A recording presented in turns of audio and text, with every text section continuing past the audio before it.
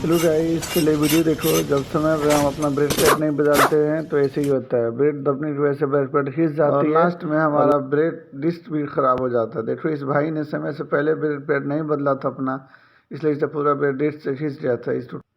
फिर इस bread dish को खरादिया के पास ले जाके दोनों तरफ से कटवाए मशीन पे, ताकि हमारा ब्रेड डिश दोनों तरफ से बराबर हो जाए।